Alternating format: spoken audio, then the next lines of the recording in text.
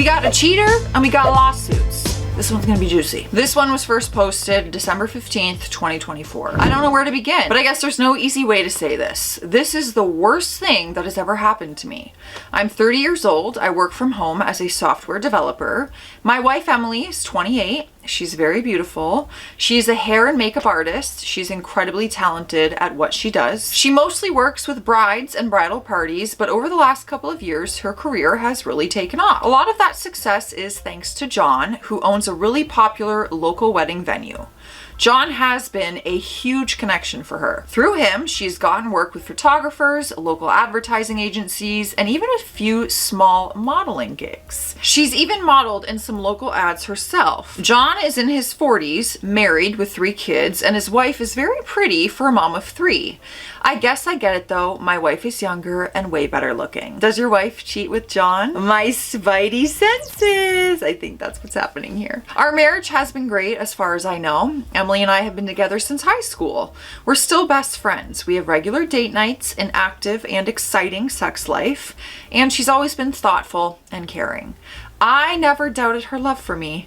That's why this blindsided me. A week ago, I was working from home and I heard an email notification from my wife's laptop, which was plugged in for charging. She had logged into it before going to the gym and she doesn't like her computer locking automatically when she leaves it alone. She forgot to lock it before leaving it. I saw the email preview notification from John and it looked fishy. So I opened it. It wasn't romantic. It wasn't even sexual. It was logistical. A time, a place, and some comment about keeping things discreet. But it was the last line that floored me. You're incredible. I can't stop thinking about last night. Uh-oh. I thought about last night. She came home late. She said she had a long shoot with a photographer and we had dinner together like everything was fine. Normal. I scrolled back through her messages and emails. Most of it was mundane, working related, professional, but sprinkled throughout were little hints, things that didn't sit right. John said she looked beyond stunning at an event. Emily thanked him, but kept it neutral. Nothing about love, nothing about feelings, but it was clear something was happening. Then I read an email about booking a hotel for them both in town. It said it was the usual place. I felt like I had been punched in the chest. I started panicking about it and I went online looking for information about cheating. I read about the red flags and thought about the ones that she showed. Emily's work schedule had gotten a bit more unpredictable over the last few months. She started dressing up more, new outfits, sexy underwear, even on days when she was just out running errands. She was grooming more down there, but I thought she was doing it for me. This is awkward. There were nights when she came home later than usual, blaming long shoots or last-minute bridal emergencies, but she never seemed distant. She never pulled away from me. If anything, she was more attentive, initiating sex more often, planning surprise date nights, and constantly telling me how much she loved me. That's the part that stings the most. I didn't feel like I was losing her. I felt like we were closer than ever. I started paying closer attention. Later, I was snooping around the house on the pretext of cleaning and I found a small jewelry box tucked into one of her makeup drawers. Inside was a necklace, simple but expensive looking. I hadn't bought it for her. When I asked about it casually later, she said it was a gift from a client. I didn't question it at the time. It seemed plausible. She works with high-end brides all the time, and clients giving her gifts isn't unheard of. But now I couldn't get the image of that necklace out of my mind. I also started noticing other things. The new clothes and underwear, the grooming, the little shifts in her behavior that seemed harmless on the surface, but now felt suspicious. I've been copying the messages to my computer and torturing myself by going over and over them. It goes back a year, which is when her hair and makeup business started booming. Here's the thing. I don't think Emily loves John. I've read through the messages, and while he's clearly infatuated with her, she keeps him at arm's length emotionally. There is no "I miss you" or "I love you." Just logistics, compliments, and occasional thanks. One time she even wrote, "Haha, go tell that to your wife." But it doesn't matter. She's sleeping with him. She's lying to me, and I don't know how to process that. I haven't confronted her yet. I don't even know how to start that conversation. I keep telling myself I need more proof, but maybe I am just delaying the inevitable. All I know is that the woman I thought I knew, the woman I married, seems to be screwing another guy. If I confront her, she's going to deny it either way, right? I know I should probably just sit down and talk to her, but then that would clue her in, right? I Googled it, and we live in an at-fault state. We don't have kids. So if I divorce and I have proof of her cheating, she won't get any spousal support. Also, couldn't she just make up terrible stuff that I did to her in order to control the narratives with our families? I mean, I don't think she would do that, but I also didn't think she'd cheat on me either. It's late and I'm drunk. Oh, all right. We have a whole lot of updates, you guys. This is a wild ride of a story, apparently. So buckle up. So the first update came January 22nd, 2025, which was 5 weeks later than the original post. Since my first post, I've done a lot of reading on Reddit and other forums about how to spot and catch cheaters. Her phone is password protected, and I don't know the password. She's also pretty good about locking her computer, and it was just a fluke that I was able to catch it before. So I knew I needed to get evidence. The following is not my idea. This is all advice I got by obsessively reading Reddit stories and comments, as well as other forums. I ordered some cameras off of the internet that look like smoke detectors. Oh boy. I convinced Emily that our home insurance would go down if I put smoke detectors in every room. I ordered a book off the same site called How to Be a Great Husband, Discover the Secrets to a Happy Marriage Without Changing Your Wife. And I left it around for her to see. She did, and I could tell it made her uncomfortable. I got a GPS tracker and a voice-activated recorder, along with some strong Velcro for putting it under her driver's seat. You're going like whole CIA. You're an agent. Full mission.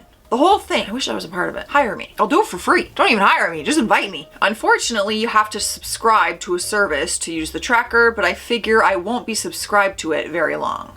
Now, this all has been happening from when I first became suspicious until now. Just a couple days ago, on January 20th, is when I finally got everything set up.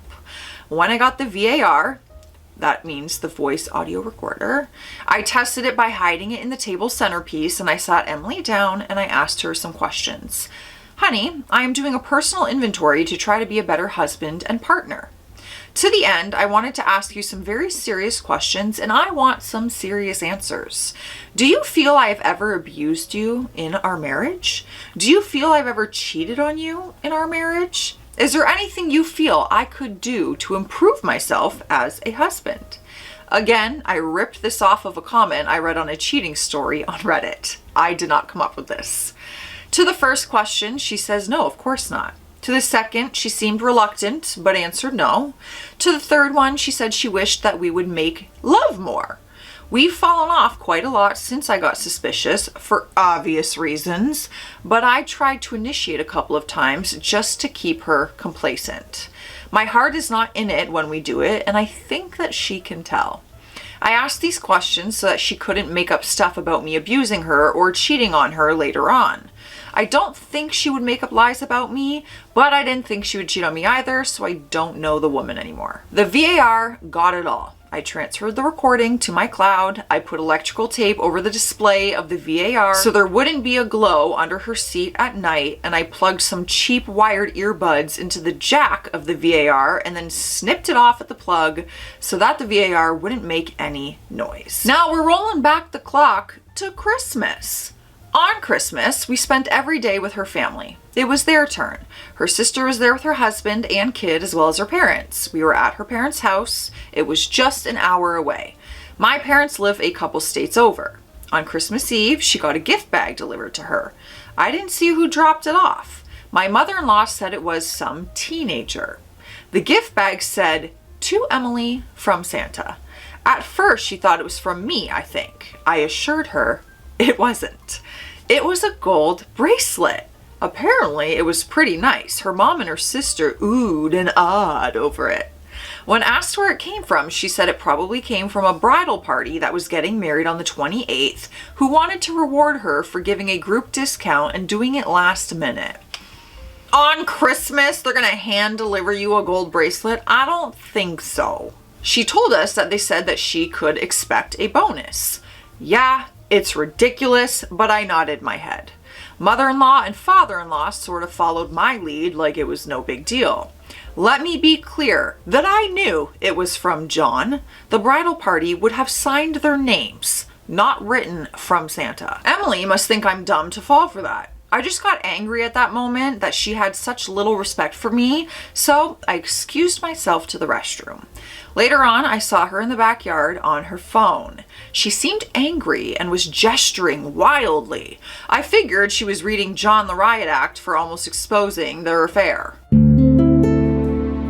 Now, on New Year's. She had the wedding on the 28th and was working with another bride for the wedding on the 4th. Whenever her phone would go off, I would wonder if it was him. On New Year's Eve during the day, she got more buzzes and dings on her phone than normal. She would look at them annoyed. I asked her what the problem was, and she said the bride getting married on the 4th is a real bridezilla. That night, she said she had to step out to go meet the bridezilla. She told me she would be back in time to kiss me at the countdown. She came back around 1:30 a.m. Girl ain't even trying to hide. She was crying. Sobbing, actually, going straight to the bathroom and coming out 10 minutes later. I told her to calm down and I asked her what the problem was. She said that she was so sorry. I asked why she was sorry. She said because I missed the New Year's Eve countdown. I told her she was entirely too upset for it to be just that, but she assured me it was. No, she's sorry because not only did she miss your kiss on New Year's Eve, but that's because she was screwing another guy at the time, probably. Yeah. She even held my face between her hands and stared at me and told me she loved me. I asked her if she had anything else to tell me. She assured me that she didn't. I asked her point blank then if she cheated on me. She swore up and down that she didn't and that she was upset because she missed the countdown because since we have been married, we always kissed each other when the clock struck midnight. I gave her every opportunity to come clean and still she lied to me. Since then, I got the cameras and the other stuff and installed it all. Now I'm going to wait to get more tangible evidence as well as start consulting divorce attorneys. Oh, and the investigation continues. We got another update, but we're hydrating first. Hydrate. There is water in here. It looks like coffee. It's water. Cheers. I did have coffee though today. Can you tell? Next update, 9 days later, February 1st. I checked the VAR recordings from Emily's car and I got some info. There were the usual business and personal calls and some Taylor Swift sing-alongs. Oh God. Oh my God. Imagine the sing-alongs you would hear in my car. We got some Hannah Montana. We got a whole High School Musical performance, Broadway sequences. Oh, no one wants that, I promise. The first call of note was with John. Apparently, she had not talked to him since New Year's Eve. She was angry with him for sending the gift at Christmas and keeping her late on New Year's Eve. John was dismissive and cocky at first. Emily told him about how I asked her if she was cheating on me during New Year's Eve. That got John's attention and he was asking all kinds of questions. He seemed really interested if I had mentioned him by name at all. I didn't. He said he thought that she was handling me. He told her that they should be safe if she has always used the card. She said she did. He asked her if she wanted to meet and she started crying. Card? The credit card? Like for booking hotels and all that? She told him that the relationship has stopped being fun for her and that they should stop and she wasn't going to lose her marriage over this.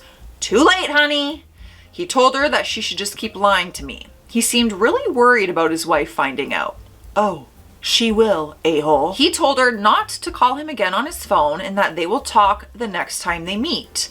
He also told her to be sure and delete everything off her phone and computer. She said she already had. Her next call was to her BFF, Bev.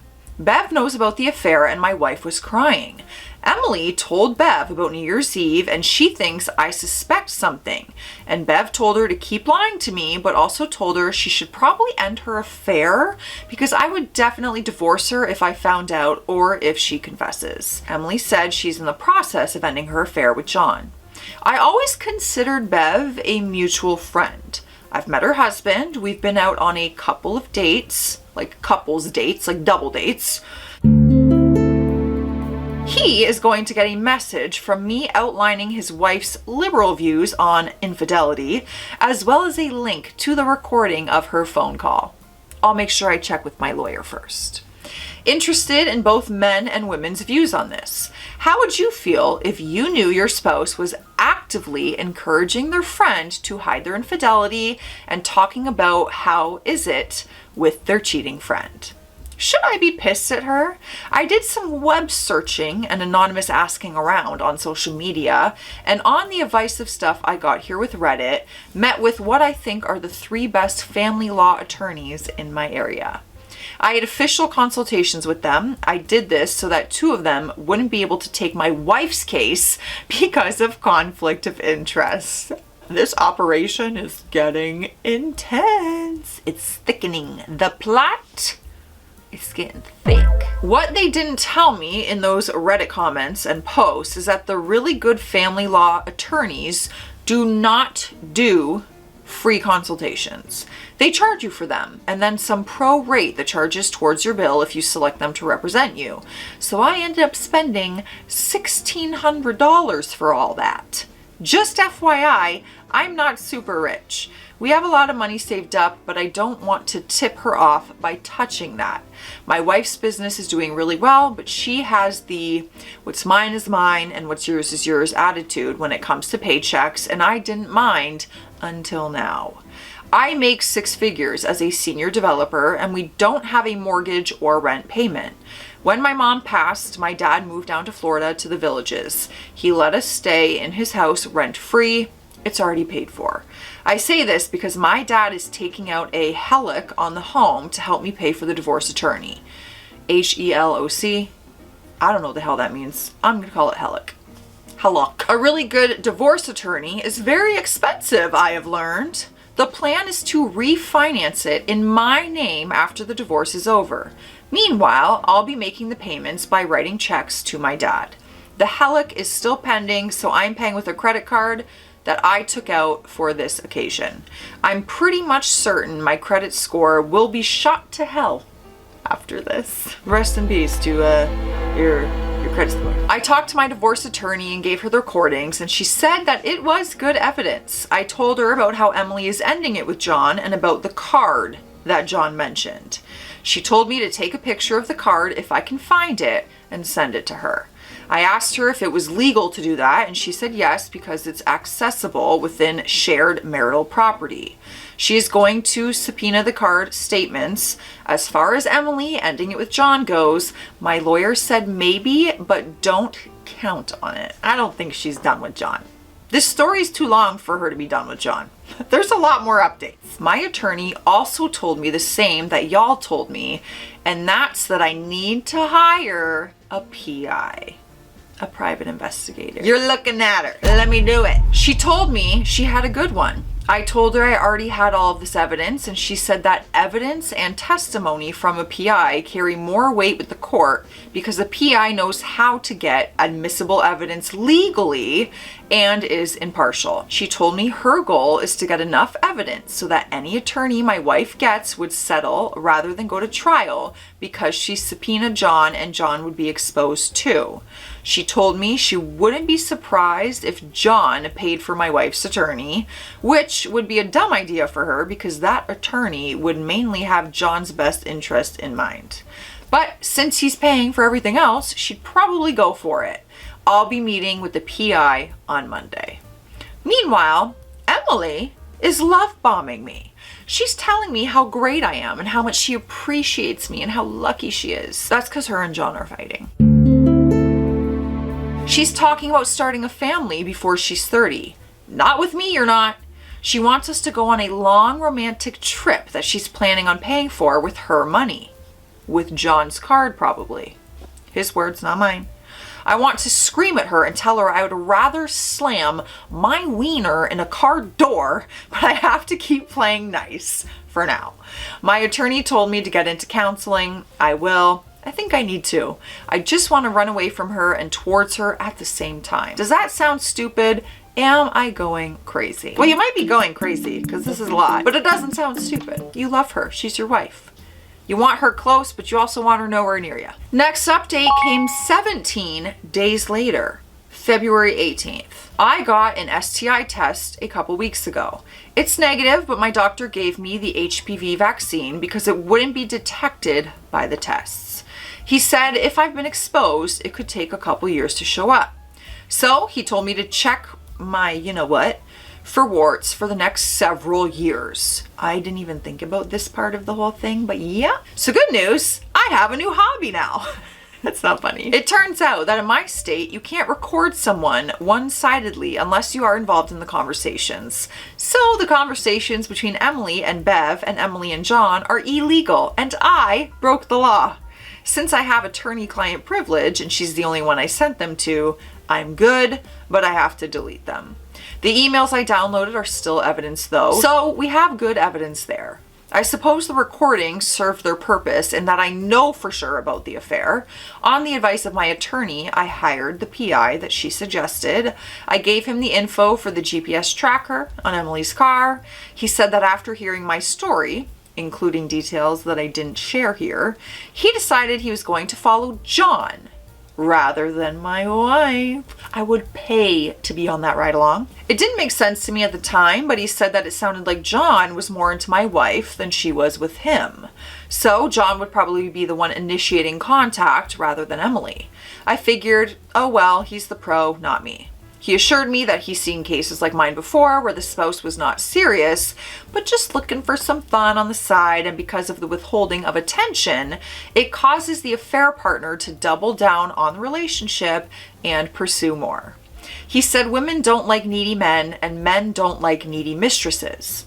Makes sense. On the sage advice of all of you and my lawyer, I stopped having sex with Emily. I told her there were layoffs coming at work and I was really anxious and not in the mood. I don't know why, but she seemed really frustrated by that. It's been difficult living with her and pretending. John and I get the same treatment. Well, I guess he got slightly better treatment for a while, but I'm the lucky one because I get to hear the sound "I love you" bounce off my eardrums from the hole in the middle of her face, and John doesn't. Hashtag blessed. Oh, he's just got some comedy in him, doesn't he? It used to mean so much to me to hear that. I'm so angry that she's made me hate her like this. I want to love her again so badly. My therapist says the technical term is ambivalence. Thinking about it makes me want to vomit. Now, it's Valentine's Day. The PI said John left flowers and a gift at my wife's salon. The PI said when Emily came to work and saw it, she threw everything in the shared dumpster in the strip mall without even looking at it. She was pissed. My PI retrieved the gifts. It was really expensive lingerie and a dozen red roses. The gift had a Valentine's Day card. The flowers had a message note too, and there was definite proof in that note and the card of the affair. They were practically love letters. Emily left the other girls at the salon and went to meet up with John. PI got it all. They met in a far corner of a hotel parking lot. The whole thing took around 45 minutes and it was a very intense conversation. The PI said Emily seemed angry and shook her head a lot. He said he thought John was trying to coax her into a room. Lots of touching. Nothing overtly sexual happened, but the PI said he has seen cases with less, and that their body language, behavior, and the way it panned out is the kind of thing judges look for in adultery cases. It was obvious that they had a relationship. It was at the time that I got a weird "I love you" phone call from Emily. I remember her voice was off. It was like she was trying to check in on me. My attorney advised me to take photos of Emily's appointment book for the last year or so. Emily likes using a physical calendar book to write everything down. I noticed there are appointments with John in the book too. Before, I would have just thought them as business meetings because Emily said John was mentoring her in the small business stuff. I found a Mont Blanc pen in her purse near the appointment book. I guess that's another gift from John because I sure as hell didn't buy it for her and she always just used Bic pens before. I don't even know what brand that is. That's how fancy it probably is. Emily was busy with work for the rest of the day and night on Valentine's Day as she had a bunch of ladies who wanted to get specially made up for Valentine's Day dates with their spouses and boyfriends. Anyway, she worked as usual on Valentine's Day. She came home tired, half-heartedly tried to initiate something, but I just pampered her because she seemed exhausted, so I put her to bed. I didn't pamper her for her sake, I did it for me. I wanted to be a good husband so she would somehow miss me more when I'm gone. I wanted to prove to myself that I am not worth cheating on. Does that make sense? Maybe I'm love bombing her in return in my own way. Is this the pick me dance? Because I don't want her to pick me. I can't decide if I'm doing it so that it hurts her more when I'm gone, or because I know I'll miss moments like these when I leave her for the last time. It's really sad. The good news is that this zombie crap show that my marriage has become is that the parking lot meeting and the Valentine's Day gifts were enough that when added to the other evidence, we can finally have Emily served. We're going to have it done privately with the PI. He's also a process server and can get it done quickly. It was probably a mistake accusing her of cheating on New Year's Eve. Emily knows that something's wrong. She is staring at me a lot. I can see her in my peripheral vision. It would be creepy if it weren't so pitiful. She keeps asking for some kind of reassurance that we're doing good since we're not making love anymore. I keep lying to her, but I guess I'm not the great Shakespearean actor that I thought I was. I just can't get over this betrayal. I wish I could, but I can't, and I never ever will. It doesn't matter that she didn't love the guy. She had his junk in her. Yes, in her and in her mouth. Okay. We got it. And she would come home and kiss me with that. And she would come home and kiss me with that mouth for 9 months. I just hate myself for going back to her. I would further hate myself for treating her badly because of jealousy and resentment. No one deserves being treated like a convicted felon for the rest of their lives by their spouse. Would any reasonable person want to live like that? Would that be enough for anyone? Should I be resigned to a life of policing Emily and keeping her under lock and key until she resents and hates me later and probably cheats on me again? Either that or I'll be an emotionally dead zombie who says yes, dear, while stamping down my emotions and anxiety every time she walks out the front door. Who would love someone like that? I'm not going to live like that. That is why I'm going to ghost Emily when she gets served. The plan is to have her publicly served, to start the process of having John's credit card statements subpoenaed. I never thought of that. Lawyer says it can take months for this to pan out. Then I'm going to tell Bev's husband about her complicity in Emily's affair and to email text Emily's dad and sister, John's wife, and some mutual friends with the news. I will pack and leave before she regains her footing after being served with the divorce papers. I plan on leaving a short note, my lawyer's business card, and my wedding ring. My lawyer told me to leave a note so that she doesn't have an excuse to start making trouble. I will either write this long manifesto or just something super short. I know myself. I know that Emily at least thinks she loves me, whatever that is. I know she'll beg and plead and cry and appeal to me in every possible way. Our history, our families, our plans, everything. She'll dress up and make herself look stunning. She'll pull out all the stops and I will cave. I'm not ghosting her because I'm strong. I'm ghosting her because I'm weak. I used to think it would hurt more if she actually had fallen in love with him, but now that would have been easier. If she didn't want me, at least I would have my answer. Instead, she wants me, but she's already broken us beyond repair. That's worse. I'll update after it all goes down. Now, we do have a brief update that he added to this. Emily is going to be served at her salon tomorrow morning. Fridays and Saturdays are busier for her, so she opens earlier. The PI is meeting me at my hotel in the afternoon to show me the body cam footage. He asked me if I wanted to see it, and I said yes. I don't know why. I just want to see it. I'm kind of on the fence, but leaning towards seeing it. He can't email it or post it, so he's just going to bring his laptop to my hotel room and show it to me. I'm staying at an extended stay hotel for a couple of weeks. My dad's friend has a house that they're gutting to make an Airbnb out of, so it'll be livable by then, but not yet ready to be rented out. I'll stay there and I'll do some work on it in the evenings after work and on the weekends. Nothing huge, some drywall, painting, and layering down vinyl plank flooring. My social calendar is going to be pretty empty, and it'll help keep my mind off things. I'll update you tomorrow evening after all of this explodes. And that is going to be in part 2, because this story is a long journey apparently, and I'm here for it. Stay classy out there, stay sassy. I'll see you in part 2.